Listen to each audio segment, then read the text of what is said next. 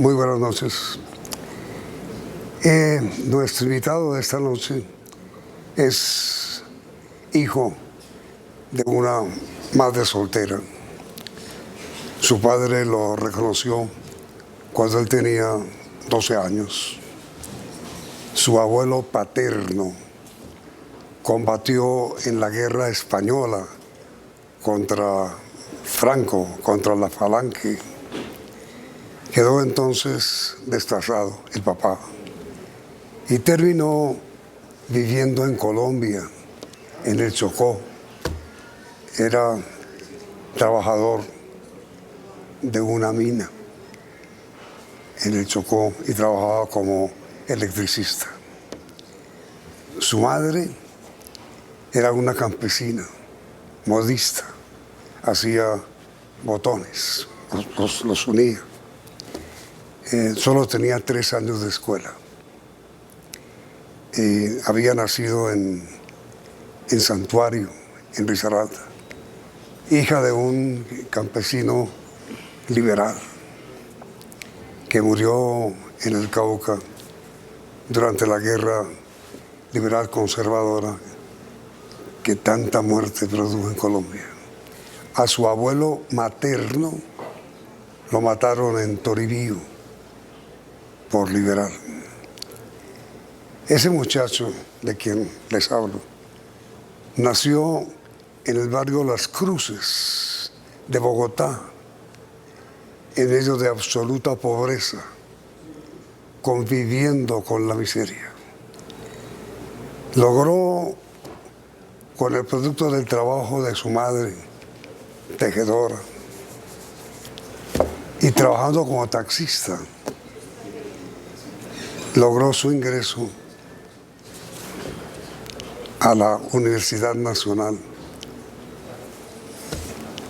financiándose para sus libros con lo que producía su trabajo en un carro.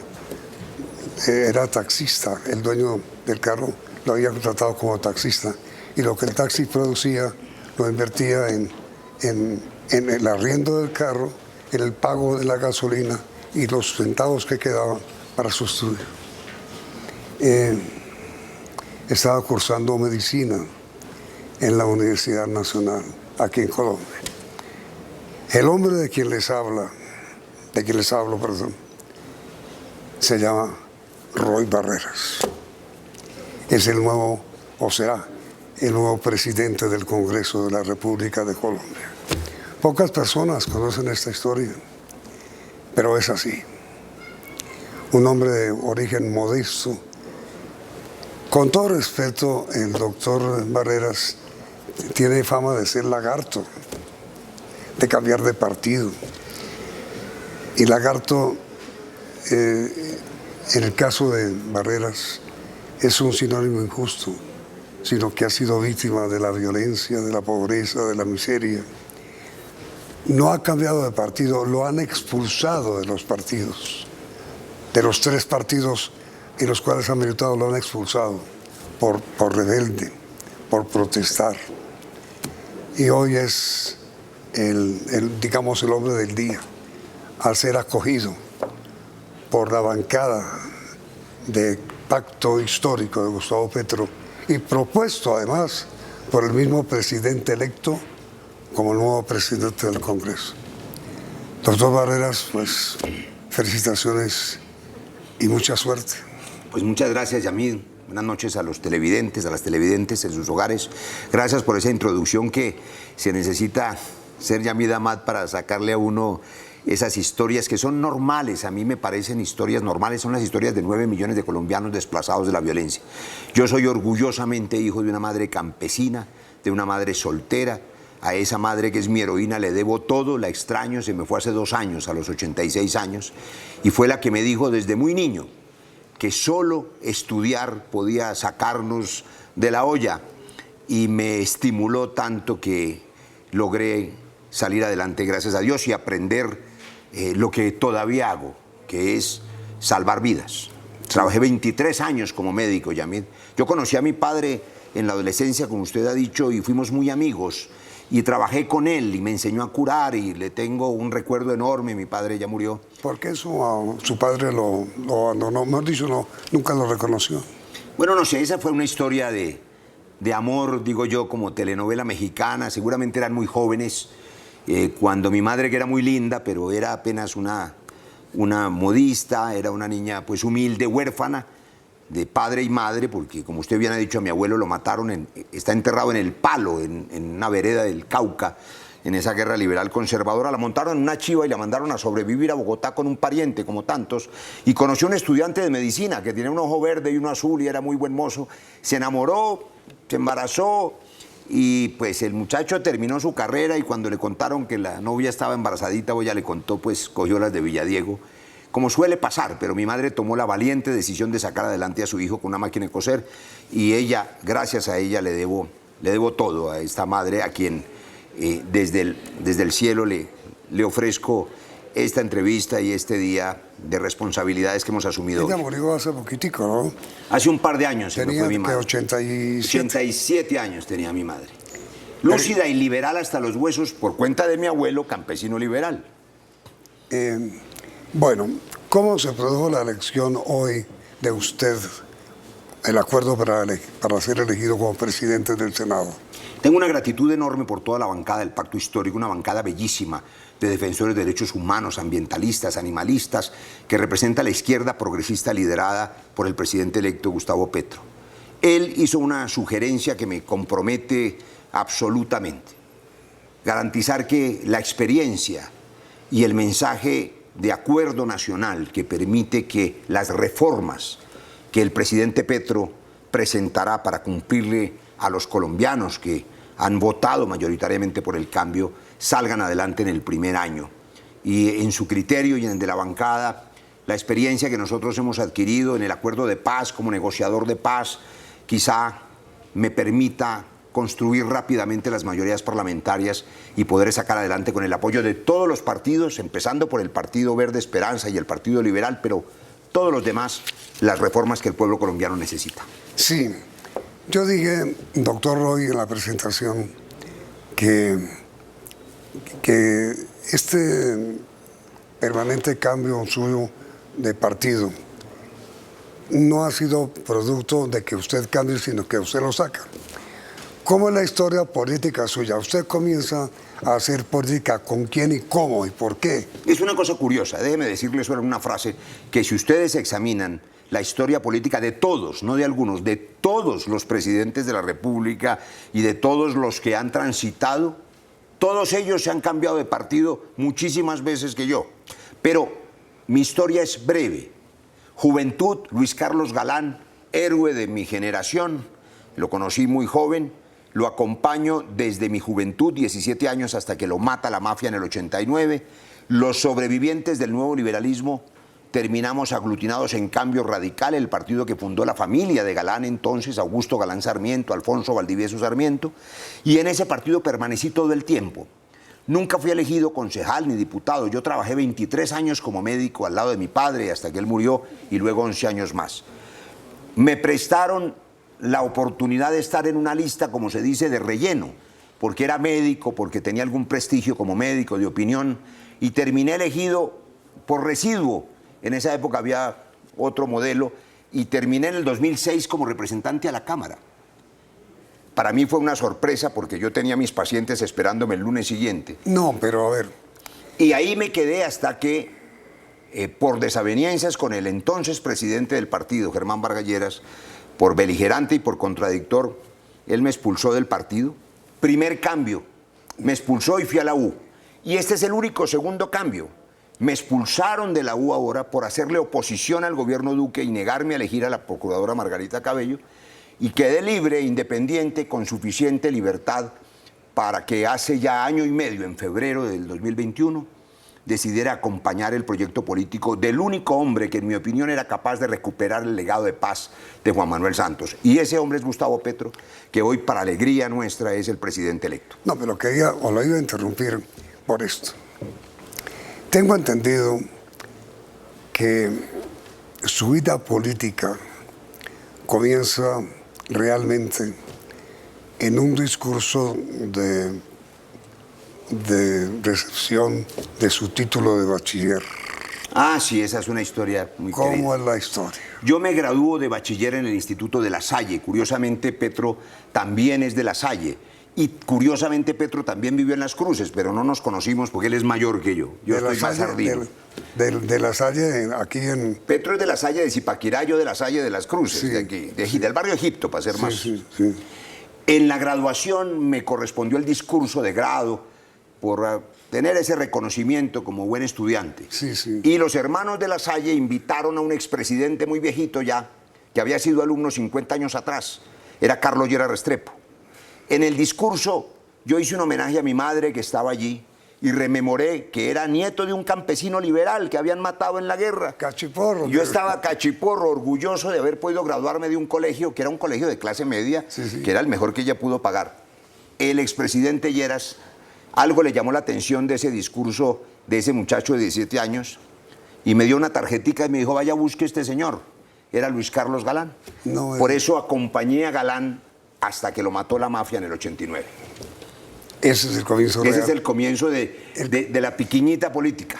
Y entonces, Pero luego, como tenía que estudiar medicina en la Nacional y trabajaba por las noches como taxista, haciendo las mejores carreras eran dos, Yamid, le confieso. al Dorado. Primero las de las noches, medianoche a los moteles, porque daban propina, los maridos infieles, y a las 4 de la mañana al Dorado, al aeropuerto. Eran las mejores carreras. Sí. Entonces no podía seguir haciendo ni estando en las reuniones de los jóvenes del nuevo liberalismo. O sea que dejé completamente esa actividad, terminé medicina, me fui a trabajar con mi padre, ejercí la medicina 23 años en Cali. Fui gran amigo de él, me enseñó a curar, a salvar vidas, trabajé en hospitales. Le contaba una anécdota. Dos de los directores de medios que hoy ejercen, colegas suyos, y no digo el nombre, por supuesto, por respeto a su privacidad médica, fueron pacientes míos, me conocieron en esa otra vida. No le puedo creer. Sí, sí, sí. Son directores de... Hablan todos los días por las mañanas en radio. No me- Ellos saben. Él y ella. No. Pero entonces, Ok. en el 2006, terminé elegido de relleno, porque yo nunca había sido elegido a nada, ni concejal, ni diputado. Y pues me tocó dejar mi trabajo médico para dedicarme al trabajo que es igual que el trabajo médico, salvar vidas. Lo primero que hicimos fue el reconocimiento de la ley de víctimas. Tuve el honor de hacer esa ponencia que reconoció el conflicto armado. Y luego toda esta historia del marco para la paz, de la negociación con las FARC, del cese de fuego con el ELN, del gobierno Santos, que intentó pacificar el país, que se echó a perder en estos 4 años del gobierno saliente y que vamos a recuperar en el gobierno de Gustavo Petro. Estoy aquí y he estado en esta campaña para recuperar el legado de la paz y creo que vamos a poder hacerlo. En la noche anterior, yo les anuncié a la entrevista para hoy con el doctor Alex Sander López, quien habría sido inicialmente acordado como presidente del Congreso. Pero hoy el pacto histórico de la bancada decidió en una elección brevísima que hubo por iniciativa, sí, del presidente Petro, que el presidente del Congreso próximo fuera Roy Barreras. Por eso es nuestro invitado de esta noche, faltaba esa explicación. Vamos a ver cuál es la gran plataforma legislativa que tiene preparado el petrismo para su primera legislatura, inmediatamente después de comerciales.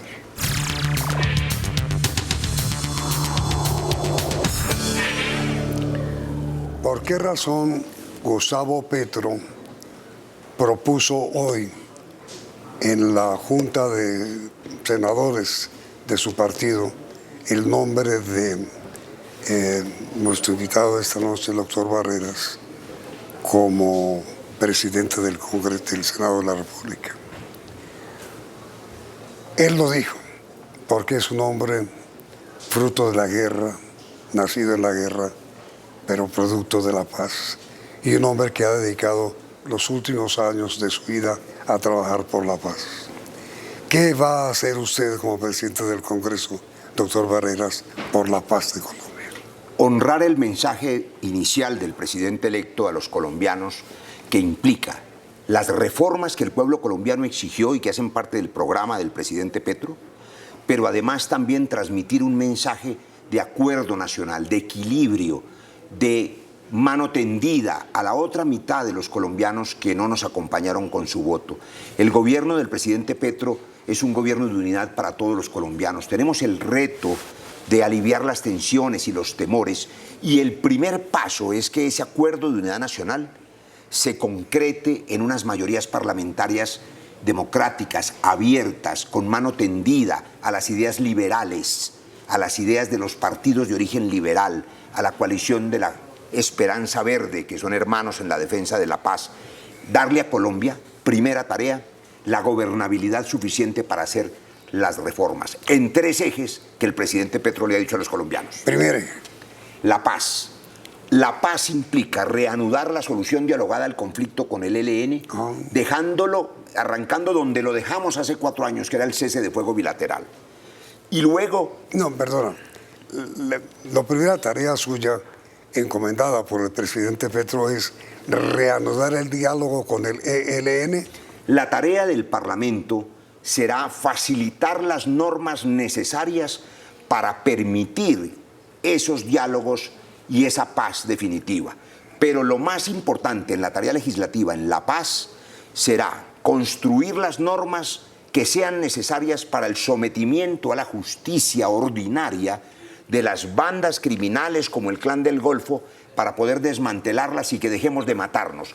Parar la matanza es la primera línea y la primera voluntad del presidente Petro. Bueno, pero entonces tenemos dos ejes. Primero, negociar la paz con el ELN. ¿Sí? Sí. ¿Usted proyecta ir a La Habana? No. La tarea de la negociación la ordenará el presidente. Como ocurrió en el proceso de paz con las FARC, Yamid, recordarán los televidentes, tuvimos que hacer un marco para la paz, crear la JEP, crear unas normas. No sabemos hasta que no inicien esos diálogos, pero sí sabemos que será injusticia transicional. En cambio, para el Clan del Golfo y los demás grupos que están en la ilegalidad, hombres con armas que matan, el sometimiento a la justicia ordinaria hay que facilitarlo a través de rebajas de penas para desmantelar esas organizaciones y que los colombianos dejemos de matarnos y dejemos esa maldición que es el narcotráfico. Por eso, entonces, primero, ¿habrá justicia transicional para negociar la paz con el ELN? Así es. Segundo, justicia penal ordinaria con sometimiento a la justicia para el Clan del Golfo y las bandas. ¿A cambio de qué las bandas van a negociar? Rebajas de penas que garanticen el desmantelamiento de esas organizaciones y no el reciclaje de sus capos. Lograr parar la matanza, salvar las vidas de líderes sociales, de líderes ambientales que están siendo asesinados y de los jóvenes que también terminaron matándolos en las calles. Pero en el caso del ELN, no se trata de buscar una paz, mejor dicho, sería más o menos como con las FARC, sin rejas. En el caso de las bandas, con rejas. En el caso de las bandas criminales, la justicia penal ordinaria permite rebajas de penas, pero sanción penal ordinaria. Con rejas. Con Así presidio. es, claro. Con el ELN no. Depende del resultado del acuerdo de paz y habrá alguien al frente que será un alto comisionado de paz. Y en la justicia social, que es el... Segundo eje. No, tercero sería ELN. Es que ELN y bandas es paz. Ok. Aunque ha dicho el presidente Petro, y quiero decirlo, la paz integral es la garantía de los derechos de todos. También que la gente tenga con qué comer. Entonces, justicia social. Orden del presidente Petro, programa de gobierno en sus primeros 100 días, la lucha contra el hambre. Eso implica reformas económicas para financiar, por ejemplo, el salario mínimo vital o el subsidio a los alimentos para que no sigamos importando comida a precios tan caros como la carne, que está a 40.000 pesos el kilo y hoy solo una vez al día comen millones de colombianos. De manera que justicia social son reformas económicas para poder financiar la lucha contra el hambre y la alimentación de los colombianos a precios justos. Mejor dicho, doctor Roy, el primer gran proyecto que usted dirigirá como presidente del Congreso, si es elegido presidente del Senado, será la reforma tributaria para obtener los recursos que necesita para darle de comer a quienes no tienen con qué hacerlo. Claro. Es decir, 3 paralelas. Sí, pero la reforma establece qué. No, yo no quiero sustituir la vocería de quien vaya a ser el ministro de Hacienda, pero lo resumo en las palabras del presidente Petro. Sí. Quienes tienen demasiado y pagan poco, que él ha calculado que son 4.000 colombianos, tendrán que pagar lo justo para poder financiar a los más pobres. Estableciendo un salario mínimo vital. Y además un subsidio a los alimentos que hoy están por las nubes porque son todos importados. Pero primero, ¿cómo se establece un subsidio mínimo a los alimentos? Hay muchos modelos. Por ejemplo, el salario mínimo vital puede focalizarse, por ejemplo, con las madres cabeza de hogar. Y el subsidio a los alimentos implica subsidiar insumos que hoy son importados, mientras en otras tareas paralelas del gobierno del presidente Petro se hace la reforma rural integral, que es el punto 1 del acuerdo de paz. Pero no entiendo cómo serán los subsidios a los alimentos. ¿Cómo se subsidia? El Estado, por supuesto, puede garantizar que los mecanismos temporales de importación de algunos alimentos que hoy no estamos produciendo porque las tierras son improductivas, porque hay grandes terratenientes que no siembran nada, porque hay más de 30 millones de hectáreas que no producen comida, esos alimentos tengan subsidios a la importación, por ejemplo, o a los aranceles, para que lleguen más baratos a Colombia y las familias los puedan comprar. De acuerdo, doctor Roy, pero es que para hacer esa reforma se necesita mucho tiempo todavía. En forma inmediata, ¿de qué manera se proyecta subsidiar los alimentos? En forma inmediata, sí. Voy a irme un paso atrás de lo que verán los colombianos. El gobierno Petro recibe un presupuesto para el año 2023 prácticamente elaborado. Sí. Tendremos pocas semanas para ajustar ese presupuesto de manera que incluya lo necesario para hacer esos subsidios, por ejemplo, a los alimentos importados o al salario mínimo vital de los más pobres. Eso implicará programar recursos adicionales, que es una reforma tributaria, como usted bien ha dicho, para poder pagar ese gasto social. ¿Eso qué significa? Que el ajuste económico se hará en este semestre, segundo semestre, para que el 2023 tengamos con qué pagar ese recurso. Pero entonces, es decir, indispensablemente lo primero es la reforma tributaria. ¿No habrá subsidio antes de reforma? Es posible que la haya, pero es tarea que no es del Congreso, sino del ministro de Hacienda, que puede, por supuesto, encontrar recursos a pesar del gran déficit por distintas vías, por extensión del crédito, por venta de activos, pero esos son terrenos que no nos corresponden a los congresistas, sino al ministro de Hacienda. Ni tampoco lo del salario mínimo vital. Nos corresponde garantizar los recursos para hacer las reformas que el pueblo colombiano está exigiendo. Cerrar la brecha social, cerrar la brecha de inequidad con los más pobres. Y el tercer eje, no puedo dejarlo por fuera, es la justicia ambiental, ha dicho el presidente Petro. Primera tarea, rescatar el acuerdo de Escazú, que ha sido congelado por el gobierno saliente. Le falta un debate y tendremos que darle vida en las primeras semanas de la nueva legislatura. De todas maneras, esas grandes reformas del gobierno Petro no saldrán en forma inmediata del Congreso, sino del propio gobierno. Claro, habrá decisiones que son exclusivamente del gobierno, pero habrá decisiones que implican reformas, reforma agraria, reforma política para limpiar la política. Por ejemplo, el pacto histórico ofreció listas cerradas paritarias de género. El pacto histórico tiene un compromiso con las mujeres colombianas, que en su mayoría eligieron a Gustavo Petro y a Francia Márquez. Francia misma es un símbolo bellísimo. Ella sí que tiene una historia venida desde abajo, también del Cauca, y hoy es vicepresidenta orgullosamente de Colombia. Eso implica garantizar que en la reforma política le demos paridad de género a todas las mujeres colombianas. Por ejemplo, y eso quizás se haga con una lista cerrada y con reformas políticas. Pero entonces, el anuncio hecho por el Partido Liberal de hacer coalición con el pacto histórico para sacar adelante los proyectos sin contraprestaciones, de acuerdo con la declaración del presidente Gaviria, y el anuncio hecho por el Partido Verde también de formar esta gran coalición legislativa, asegura desde ya la aprobación rápida de la reforma tributaria en el Congreso. Agradezco mucho por la razón que usted ha dicho, tanto a la coalición Centro Verde Esperanza, hermanos en la construcción de paz, como al Partido Liberal, que muy prontamente ya anunció, como usted dice, ser parte de la bancada de gobierno. Pero además,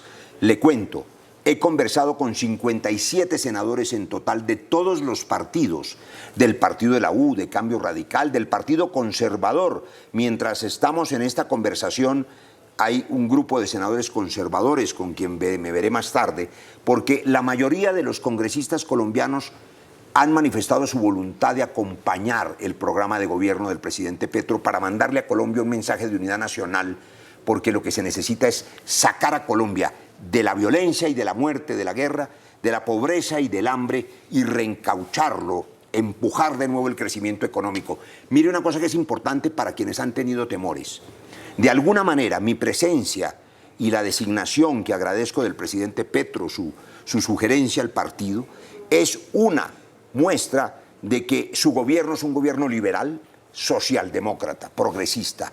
No es un gobierno radical, no es un gobierno para perseguir a nadie, es un gobierno donde nosotros tenemos la tarea de ser garantes, garantías para los partidos en el Congreso, garantías para todos los sectores sociales, empezando por los 10 millones de compatriotas, hermanos colombianos que no votaron por nosotros y que también tendrán y merecen el gobierno más responsable, más equilibrado y estable, con los cambios profundos que la mayoría exigió y decidió.